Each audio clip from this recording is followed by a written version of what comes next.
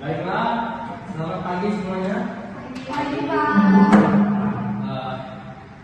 Perkenalkan, nama Bapak Renaldi Rahman Hakim.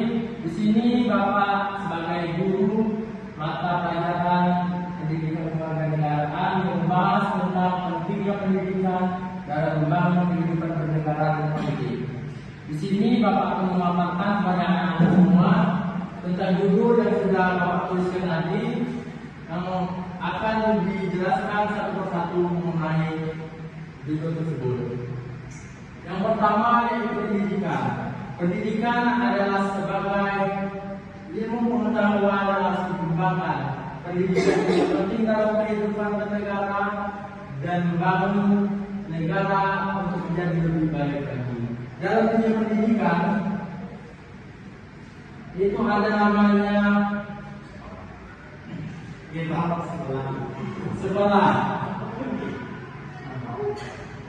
sekolah kita mulai dari SD.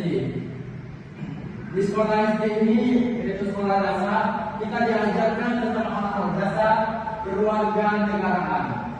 Dalam sekolah dasar inilah kita diajarkan hal-hal tentang keluarga, kehidupan bernegara dan berbangsa. Dengan adanya tujuan tersebut, kita bisa memahami bahwa berkeluarga negaraan itu harus dibangun dari sekolah dasar. Kita lanjut ke SMP. Di SMP ini kita sudah mengenal tentang kehidupan berkeluarga negaraan. Dalam berkehidupan berkeluarga negaraan, kita pasti sudah memahami tentang konsep-konsep tentang berkeluarga negaraan, yang itu tentang melambang negara, tentang politik, tentang letak geografis dan pemahaman dasar lainnya. Lanjut kita ke jenjang SMA. Di jenjang SMA ini, sekolah menengah atas ini tentu pengetahuan kita sudah mulai mengerti tentang berkeluarga negaraan. Berkeluarga negaraan bukan sekedar mengimplementasikan dalam kehidupan sehari-hari, tapi juga mengimplementasikan dalam kehidupan sehari dan dunia, serta membangun inovasi-inovasi baru supaya bisa bersaing dengan negara-negara lain untuk mendapatkan suatu negara yang kita cintai. Dan selanjutnya ada sekolah tinggi, yaitu bisa itu universitas,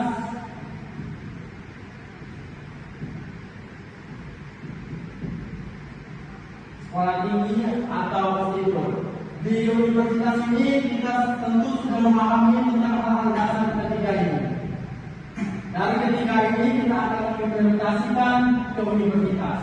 Kita akan terapkan hal-hal yang ada yang sudah kita pelajari di tiga ini untuk diterapkan di universitas atau kampus menengah, kampus yang ada di Indonesia maupun di luar negeri. Dalam kehidupan berkeluarga negaraan, kita akan lebih paham, akan lebih mengetahui bahwa negara juga mengatur tentang politik. Dalam dunia politik,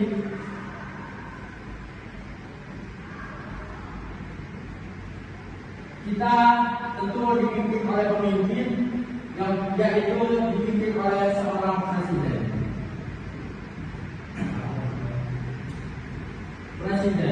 Presiden ini ibaratkan raja yang dipilih langsung oleh rakyat dan dilaksanakan 5 tahun sekali dan bisa dilakukan oleh 2 periode. Presiden dipilih melalui pemilihan umum yang dilakukan 5 tahun sekali, yang bisa dilakukan oleh anak-anak yang usia minimal 17 tahun di tempat pemilihan umum. Presiden dibantu oleh wakil presiden. Wakil presiden adalah membantu presiden dalam mengatur keluarga negaraan, dalam mengatur negara, entah itu ekonomi, politik, atau sebagainya. Di bawah wakil presiden ada yang namanya menteri. Menteri ini adalah membantu presiden dan wakil presiden untuk menjalankan tugas negara untuk menjalin kesuksesan dan keberhasilan sebuah negara yang dibantu oleh menteri-menteri di berbagai bidang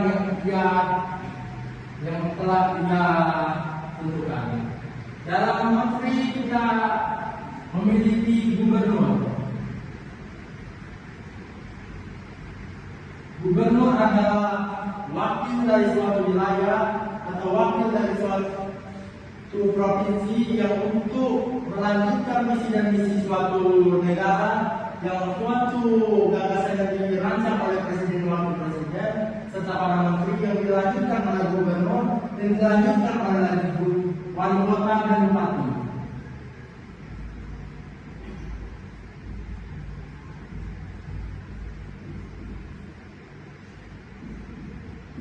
Dari wali kota bupati inilah masyarakat atau mahasiswa atau sebagai yang lainnya itu berhak membantu atau mengawasi kinerja dari mereka. Artinya karena kita ini negara demokrasi, berarti kita berhak sebagai masyarakat atau mahasiswa mengawasi kinerja mereka tersebut. Untuk memastikan kinerja mereka ini berhasil atau tidaknya, kita sebagai mahasiswa atau siswa harus berpikir kritis supaya kinerja tersebut bisa terlaksanakan dengan baik dan sebaik-baiknya. Untuk mencegah terjadinya korupsi.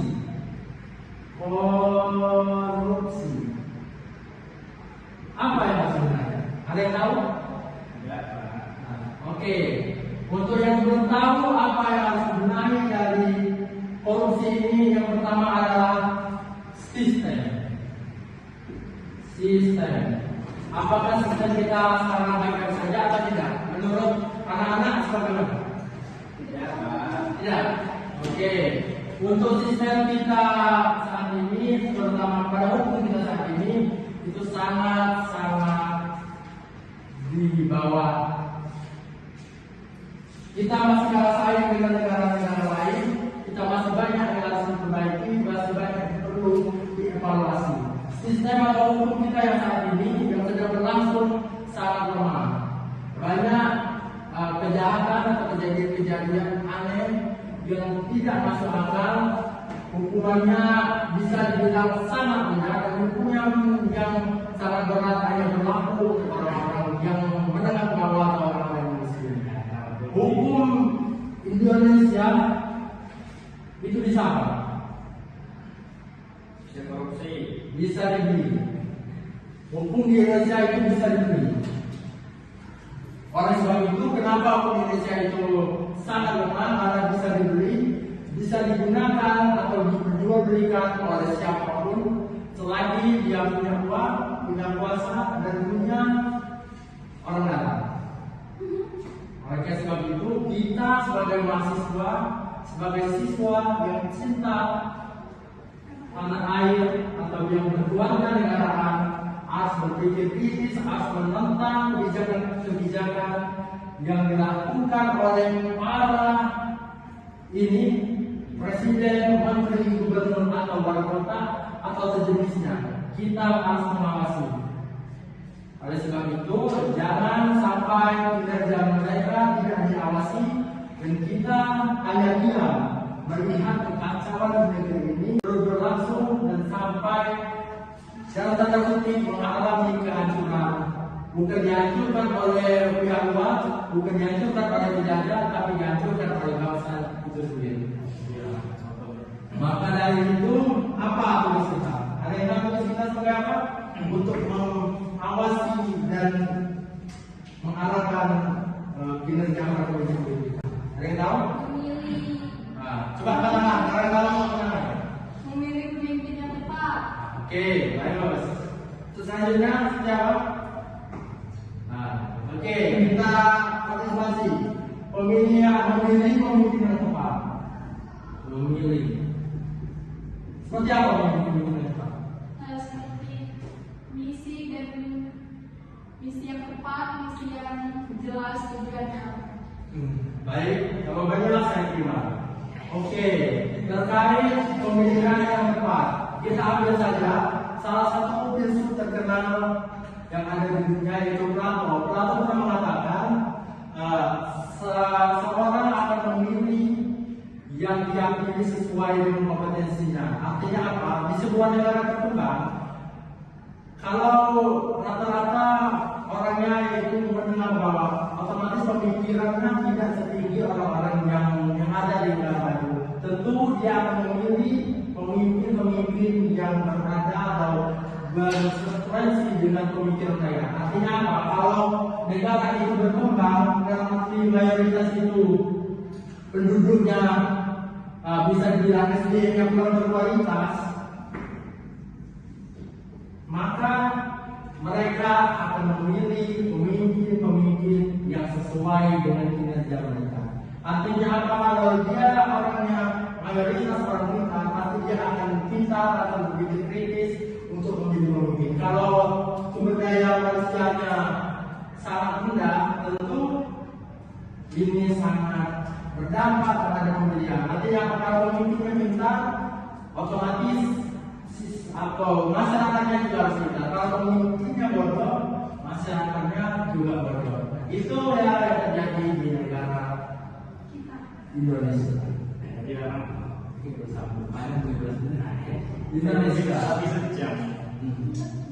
Indonesia negara yang terdiri dari berbagai pulau, berbagai suku bangsa yang terlahir dari penjajahan yang berjuang melawan penjajah.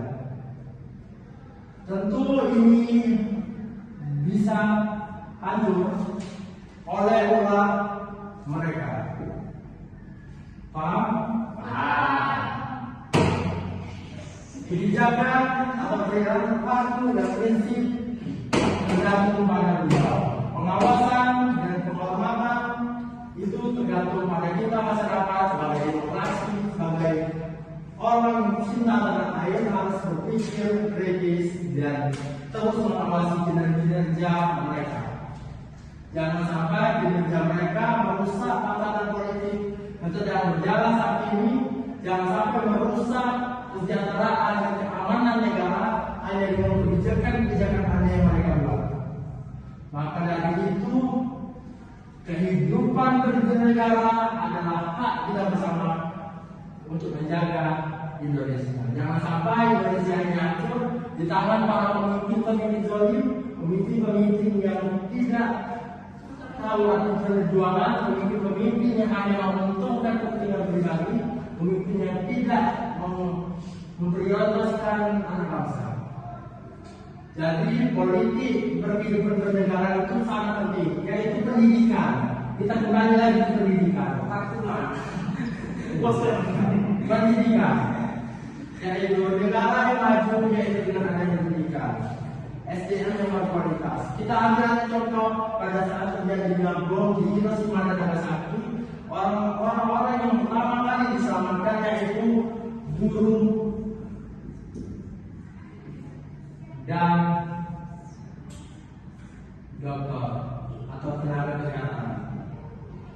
Karena mereka tahu bagi Jepang yaitu negara maju, karena mereka sangat menghormati guru. Karena guru sangat penting bagi kehidupan beliau, karena dia menyimpan segudang ilmu untuk membangun suatu negeri yang menjaga kemajuan Indonesia. Sedangkan dokter, pada saat itu terjadi perang, dokter ini sangat penting untuk membantu kesehatan mental dan fisik beliau, khususnya untuk negara-negara Jepang pada saat terjadinya bom di Hiroshima dan Nagasaki.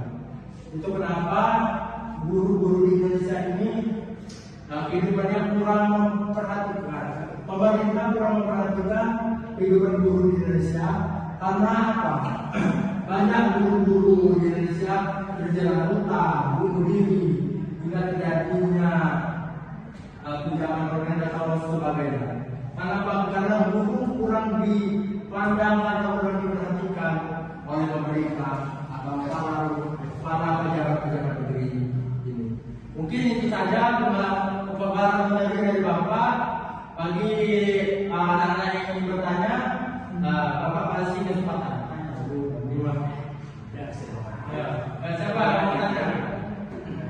Jadi Baiklah, atau saudara Sari.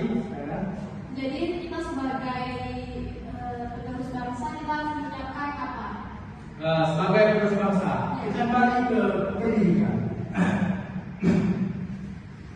Karena kalau kita pendidikannya bagus, pendidikan yang berkualitas, anak bangsa yang memiliki pendidikan yang berkualitas, yang akan membangun negeri, akan menciptakan kehidupan bangsa yang akan cinta tanah air, dan bisa membangun sistem negeri, sistem pemerintah, bahkan alat-alat transportasi. Kalau tanpa pendidikan, orang tidak akan bisa membangun negeri, tidak akan bisa membangun pemerintah, tidak bisa membuat teknologi, tidak bisa membuat sesuatu yang inovasi pembaruan kalau tidak ada pendidikan. Jadi kunci negara maju yaitu pendidikan. Nah, untuk yang lainnya ingin bertanya, Bapak silakan. Mungkin cukup ya pelajaran hari ini. Baiklah, Bapak akhiri. Assalamualaikum warahmatullahi wabarakatuh. Pelajarannya sampai di sini. Sekian, terima kasih.